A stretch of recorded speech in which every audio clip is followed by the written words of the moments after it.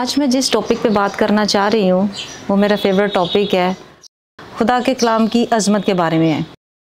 मैं इस टॉपिक को बहुत बड़ा पसंद करती हूँ और इस टॉपिक को बयान करने के लिए मैं खुदा का रेफरेंस, जो खुदा के कलाम का जो बयान है वो ज़बूर 138 में से मैं देखना चाहती हूँ, जहाँ पे लिखा हुआ है कि मैं तेरी मुक़द्दस हैकल की तरफ रुख करके सजदा करूँगा और तेरी शफ़क़त और सच्चाई की खातिर तेरे नाम का शुक्र करूँगा, क्योंकि तूने अपने कलाम को अपने हर नाम से ज़्यादा अज़मत दी है। पाक कलाम के पढ़े सुने समझे पर खुदावंद की ख़ास बरकत हो। खुदावंद का मैं शुक्र करती हूँ इस बड़े खूबसूरत अल्फाज के लिए। खुदा का बंदा दाऊद नबी, जो बादशाह भी है और जिसमें खुदा ने फजीलत नबूवत की भी पैदा की है, वो कहता है कि ऐ मेरे खुदावंद, तूने अपने हर नाम से ज़्यादा कलाम को अज़मत दी है। कलाम आम चीज़ नहीं है, जो हमारा दूसरे अल्फाज में क्या कहा जाता है, बाइबल मुक़द्दस, ये हमारी ज़िंदगी की रोटी है, हमारी खूबसूरती, हमारी पहचान और जिससे हमारी कदर भी होती है।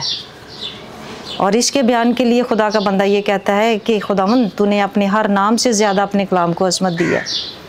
और इसी तरह बाइबल मुक़द्दस में जब हम मज़ीद इसके मुतालिया को देखते हैं तो पहला सैमुएल उसके 2:29-30 में लिखा हुआ है कि खुदा फरमाते हैं कि जो मेरी इज़्ज़त करता है मैं उसकी इज़्ज़त करता हूँ, और जो मेरी इज़्ज़त नहीं करता वो बेकदरा इंसान दुनिया में रह जाता है। ये बड़े एक वाज़ेह अल्फाज है, बेकदरा।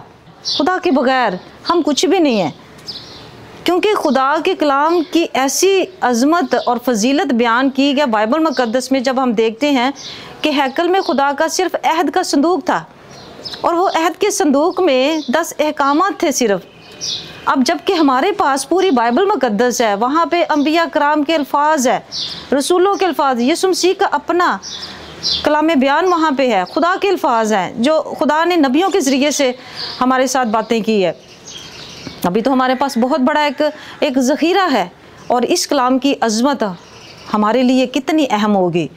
इससे पेशतर कि खुदा के कलाम में जब हम देखते हैं कि एक अहद के संदूक की इतनी खुदा ने फजीलत दी कि जहाँ भी इसको लेके जाते थे खुदा के लोग फातिहा अपने आप को हासिल करते थे, फतहमंद होते थे जिस भी जंग में वो जाते थे। अब हम मिसाल देखते हैं कि दरिया यरदन पर जब खुदा के कलाम का अहद का संदूक लेके जाते, तो जब वहाँ पे देखते हैं कि अहद का संदूक आ जाता था तो वहाँ पे क्या हो गया, पानी ने अपना जो है वो रास्ता दे दिया। कौम बनी इसराइल वहाँ से बड़ी खुशी के साथ वहाँ से गुजरी। इतना खुदा के कलाम का रोब है। अब बाइबल मुक़द्दस में कहता है कि जो मेरी इज़्ज़त करता है मैं उसकी इज़्ज़त करता हूँ।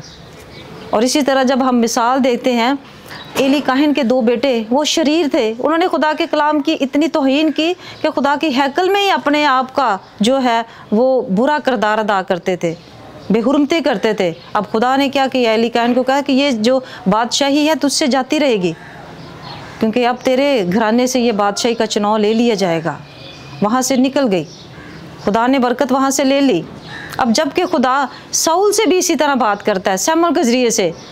उसने कहा कि नहीं, मैं नहीं तेरे साथ अब जाऊँगा, तेरे साथ नहीं जाऊँगा। इसकी वजह ये क्योंकि तूने अपने खुदा के कलाम को रद्द किया है।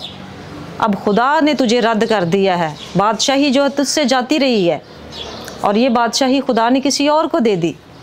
खुदा के कलाम की ये बातें बड़ी खूबसूरत है। इसी तरह बाइबल मुक़द्दस में ज़बूर उसका 50 और उसकी 22 आयत में लिखा हुआ है कि है खुदा को भूलने वालों, इसे ज़रा सोच लो, ऐसा ना हो कि मैं तुम्हें फाड़ डालूं और कोई बचाने वाला भी ना हो।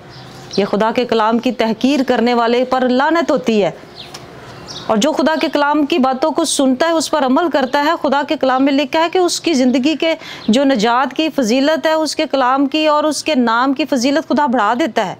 और जो खुदा के कलाम की तहकीर करता है और उसकी ज़िंदगी में लानत का और अज़तराब, हर तरह की बीमारियाँ, दुख, तकलीफ़ें, ज़रूरी नहीं कहा जाता कि ये आज़माइशें हैं, ये हमारी ज़िंदगी की आज़माइशें हैं, लेकिन कहीं भी आके हमारी अपना भी रोल है कि हमने खुदा के कलाम का जो है वो अच्छा इस्तेमाल नहीं किया। तो ये सारी चीज़ें खुदा के कलाम में से हमें मिलती है, और खुदा के कलाम का हमें अदब करना और इसका लिहाज करना। खुदा के कलाम में लिखा है, उम्मत वालों खुदा के कलाम का लिहाज करो, ये हमारा फ़र्ज़ है। खुदा इस छोटे से मुख्तसर से कलाम के वसीले से बरकत दे। आमीन।